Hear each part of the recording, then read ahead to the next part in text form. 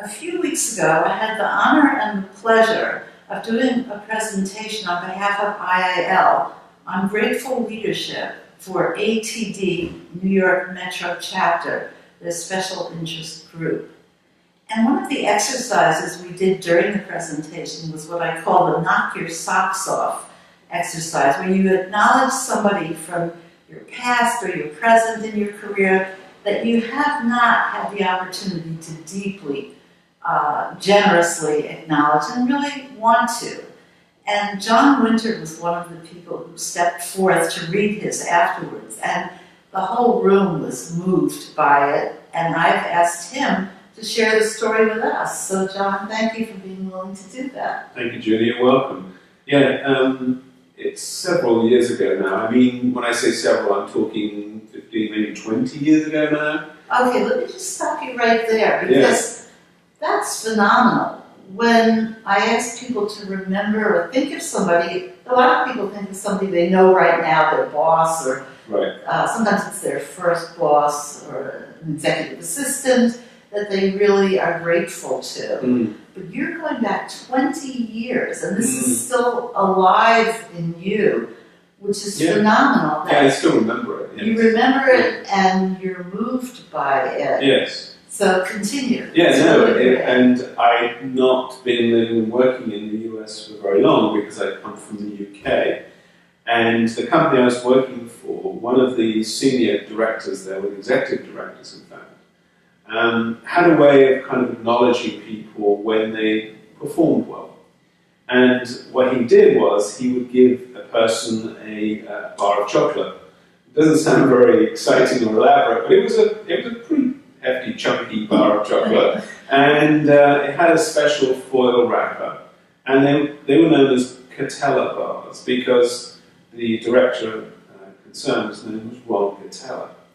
So, if somebody did something outstanding or did something well or needed some recognition or acknowledgement, and he heard about it, he would put a Catella bar on their desk so that they would be a Catella bar. Lovely. And I kind of thought it was a little bit cheesy. I felt like, wow, wouldn't perhaps a monetary reward be a little bit more motivating? And I really didn't pay much attention to it.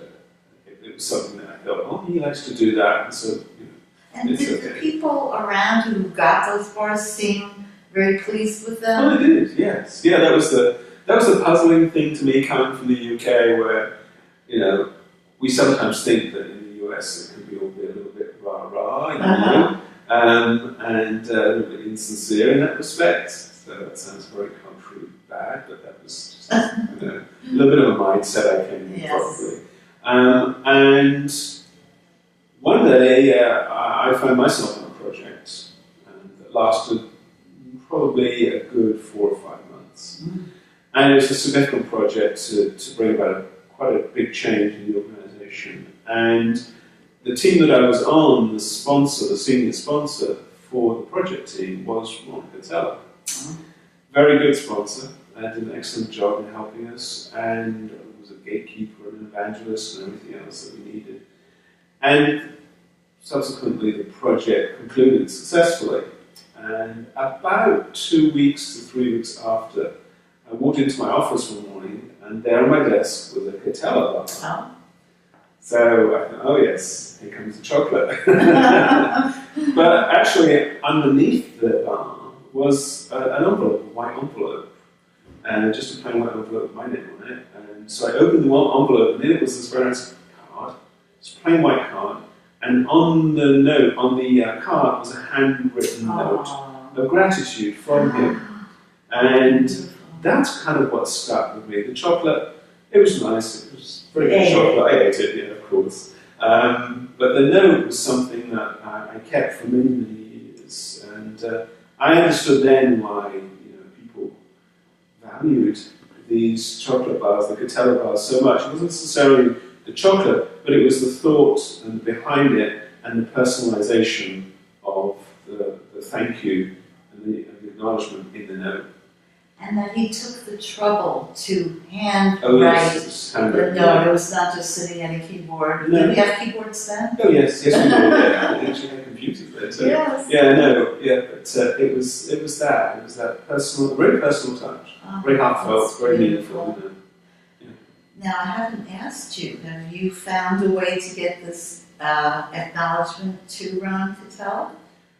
No, I haven't, not yet. But having sat and listened to the talk at ATD, the special interest group there, I will definitely do that. Yeah. He's Okay. retired now, but I think I can find him. Oh, Yeah. and you know, someone who's retired, he may have no idea how profound an effect he had on you. Mhm. And when you write that, when you communicate that to them, Yes. we would love to do a follow-up interview. Okay. John, You're thank you so much. You're This was wonderful. Great Pleasure. story. Pleasure.